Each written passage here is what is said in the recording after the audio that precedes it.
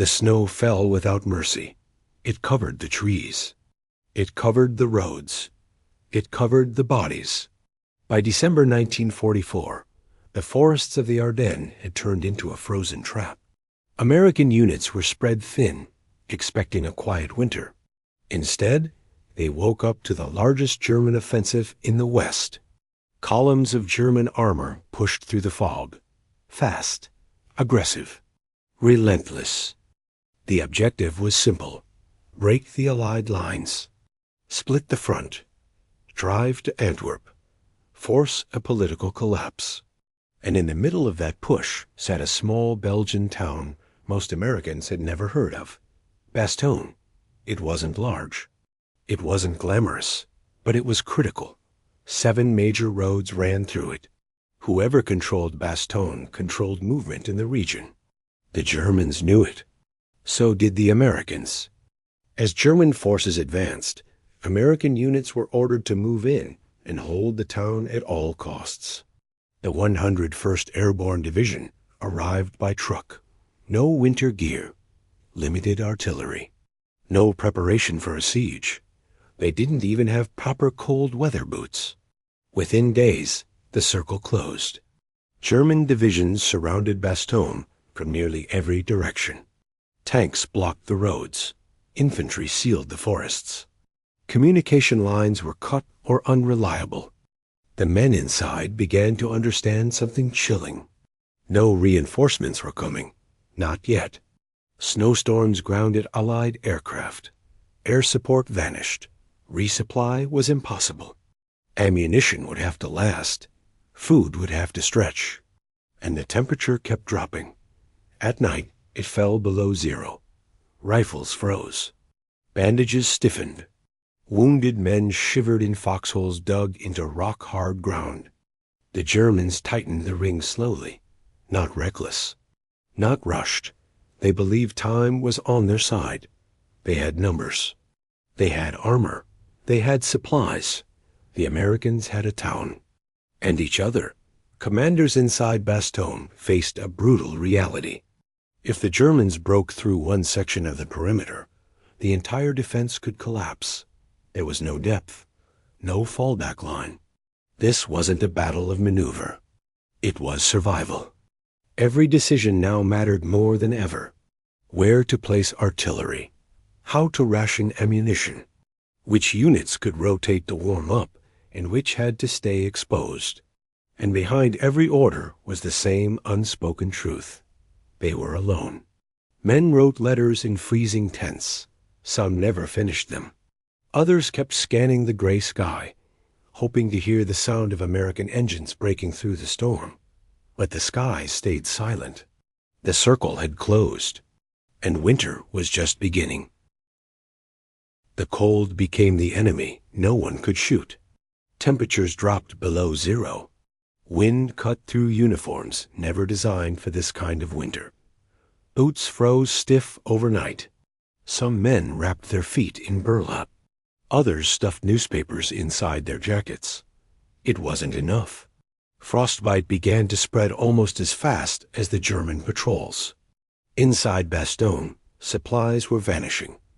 Artillery shells were counted carefully. Rations were cut. Medical equipment ran low. Morphine was scarce.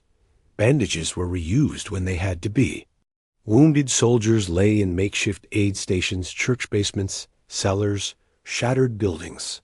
There was no proper heat, no proper rest. Doctors worked with numb fingers. And still, the Germans attacked.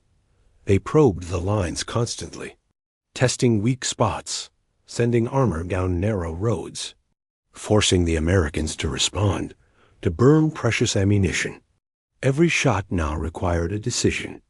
Fire too much, and they would run dry. Fire too little, and the line would break. There was no safe choice.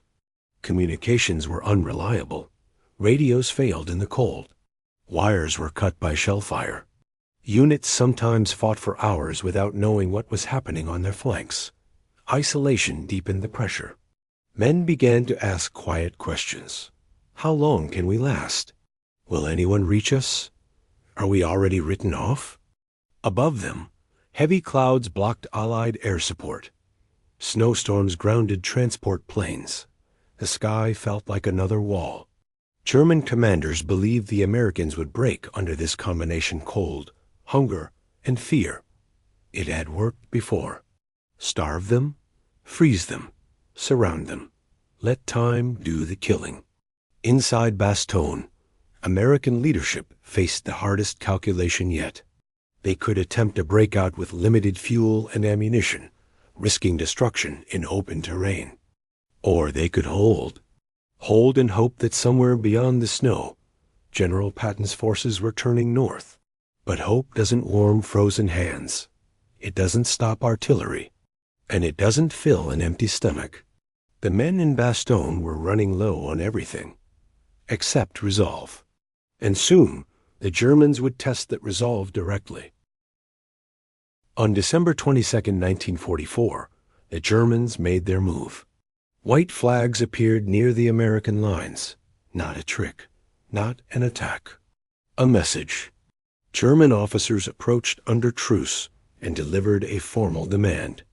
The situation of the encircled American forces was described as hopeless. Continued resistance, they warned, would only lead to complete annihilation. The cold would finish what the artillery had started. Civilian lives in Bastogne would also be at risk. There was one reasonable option: surrender. Inside Bastogne, the letter was read by senior American commanders. They already knew the facts. Ammunition was critically low. Medical supplies were nearly gone. Weather still prevented large-scale air support. The Germans were not bluffing about the pressure. They had armor. They had artillery. They had the advantage. But they misunderstood one thing: the psychology of the men inside the perimeter. Brigadier General Anthony McAuliffe, acting commander of the 101st Airborne, listened as the demand was summarized. Officers waited for a long response, something formal, something strategic. Instead, he gave a single word: nuts. It was not rehearsed. It was not theatrical. It was instinct. When the reply was delivered back to the German delegation, confusion followed. The word had to be explained. It meant no. It meant keep fighting. That short answer did more than reject surrender. It clarified the situation for every American soldier in Bastogne. There would be no negotiation, no evacuation, no compromise. They would hold. The German artillery responded almost immediately. Shells rained down harder than before. Buildings collapsed. Trees splintered. Snow turned black with debris. The message was clear. If the Americans wanted to fight, they would get a fight. But something shifted after that moment. The uncertainty about what leadership might decide was gone. The debate ended. There was only one path forward: endure. The cold did not ease. The ammunition did not magically appear. The perimeter did not expand, but the mindset hardened. The Germans believed they had offered mercy. Instead, they had strengthened resistance. And now, with surrender off the table, Bastogne would have to survive the only way left: by holding the line in frozen hell. After the surrender demand was rejected, the fighting intensified. German artillery pounded the perimeter day and night. Trees exploded into splinters. Foxholes collapsed under frozen dirt. Sleep became a luxury no one could afford. Men rotated in and out of the front lines when possible. But rest often meant crouching in a frozen trench, trying to stop their hands from shaking long enough to reload. The cold was merciless. Weapons jammed. Mortar tubes iced over. Medical instruments froze to skin. Some soldiers suffered frostbite so severe they couldn't feel their fingers pulling the trigger.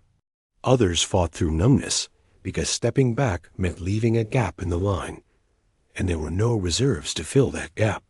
German forces launched coordinated attacks using tanks supported by infantry. They targeted road junctions, wooded approaches, and thin sections of the perimeter. American commanders had to make constant decisions under pressure. where to deploy the last anti-tank rounds, which sector could hold with fewer men, whether to conserve artillery or unleash it to stop a breakthrough. There was no margin for error. Every order carried weight. Every miscalculation could split the defense in two. Inside aid stations, doctors made brutal choices. Who could be saved? Who had to wait? Who would not survive the night? The psychological strain was just as dangerous as the bullets. No contact with the outside world for days. No confirmation that relief was on the way. Only rumors carried by runners and fragments of radio signals. Some men began to wonder if Bastogne was meant to be a sacrifice. But leadership kept that doubt contained. Commanders moved through the lines despite the shelling. They spoke directly to soldiers. They reinforced positions personally. Visibility mattered. Presence mattered. It reminded the men that someone was still thinking clearly. Then, finally, a change. On December 23rd, the sky began to clear. For days, heavy clouds had protected the German advance and isolated Bastogne. Now, the weather shifted. American aircraft appeared overhead. First a few, then more. Supplies dropped by parachute into the snowy fields. Ammunition, medical kits, food. Not enough to end the siege, but enough to continue the fight. German forces increased their pressure, knowing the window was closing. Tanks attempted to punch through again. Infantry assaults came under cover of artillery. But the Americans did not break. They were cold. They were hungry. They were exhausted. Yet the line held. And somewhere beyond the frozen forests, armored columns were moving, slowly, deliberately, toward Bastogne. By late December, the pressure inside Bastogne was constant. The Germans knew time was slipping away. American air support had returned. Supplies were dropping in. The siege had not broken the defenders the way Berlin expected, so they pushed harder. Armor rolled forward again. Infantry followed through the woods. Artillery tried to pound open a gap wide enough to shatter the perimeter. Inside Bastogne, commanders could feel it. This was the moment. If the line cracked now, weeks of resistance would mean nothing. Then, far to the south, another gamble was unfolding. General George Patton had made a sharp turn north with the Third Army, shifting entire divisions in freezing conditions. Roads were clogged with ice. Vehicles slid off narrow paths. Fuel was stretched thin. It was a race against time. Could armored columns reach Bastogne before German forces crushed it? Inside the perimeter, no one knew how close help really was. They only knew they had to hold one more day. Then another. Then another. On December 26th, a sound finally changed. It wasn't German artillery. It was different. American tanks. Patton's forces broke through from the south, punching a narrow corridor into Bastogne. It wasn't wide. It wasn't secure. But it was open. The siege was not instantly over. Fighting continued. German attacks did not stop overnight. But the isolation ended. The men inside Bastogne were no longer surrounded without hope. They were connected again, reinforced, supplied. The German gamble in the Ardennes had depended on speed and shock. Bastogne had slowed them, not with overwhelming strength, but with refusal to collapse. The breakthrough marked more than a tactical success. It marked the point where momentum shifted back. The German offensive would continue for weeks, but its spine had been bent, and Bastogne had played a decisive role. When the siege was finally lifted, Bastogne was shattered, buildings destroyed, vehicles burned, forests torn apart by artillery. But the 101st Airborne and the attached units were still standing, and that mattered far beyond one Belgian town. The German Ardennes offensive, what many know as the Battle of the Bulge, was Hitler's last major gamble in the West. The plan depended on speed, surprise, and momentum. If key crossroads like Bastogne fell quickly, German armor could push toward Antwerp and split Allied forces. That didn't happen. Bastogne delayed the advance. It forced German divisions to commit time, troops, and fuel they couldn't afford to lose. It disrupted their timetable at the worst possible moment. Strategically, the town became an anchor point. Psychologically, it became something even bigger. Inside the perimeter, decisions were made under isolation, cold, hunger, and constant bombardment. There was no guarantee of relief, no certainty that Patton would break through in time. Yet the command decision remained the same: hold. That clarity of purpose made the difference. The German demand for surrender, and McAuliffe's now famous response, wasn't just defiance for headlines. It was a signal to every man in that perimeter that there would be no negotiated exit. The choice had already been made. For the American soldier in December 1944, Bastogne became proof that discipline under pressure can alter the outcome of a larger campaign. For military historians, it remains a case study in defensive resilience, command cohesion under stress, the operational cost of delay, and the power of morale when conditions collapse. The winter was brutal. The casualties were real. The suffering was undeniable. But the stand at Bastogne exposed a simple truth. An army can survive being surrounded. It cannot survive surrendering its will. That's the legacy of Bastogne. Now I want to hear from you. If you had been inside that freezing perimeter, low on ammunition, low on food, no certainty of rescue, would you have held the line, or would you have pushed for surrender? Leave your answer in the comments.